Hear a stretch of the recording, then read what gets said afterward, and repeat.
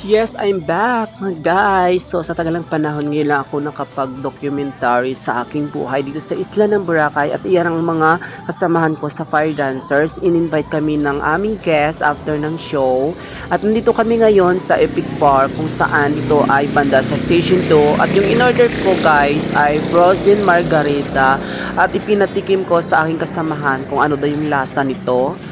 Actually, ito yung lagi yung in-order ko pag may mga guest na nag-invite sa amin after ng show. At iyan yung mga katabi namin, mga kasosyalan itong bar na dito. Yayamanin at mahal yung presyo.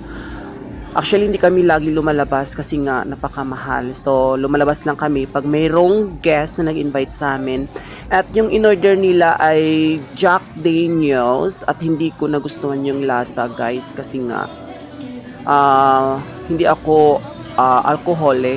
Minsan ako lumalabas pag mayroon lang guest na nag-invite sa akin. And yun lang ang aking marites for today and see you on my next vlog. Bye!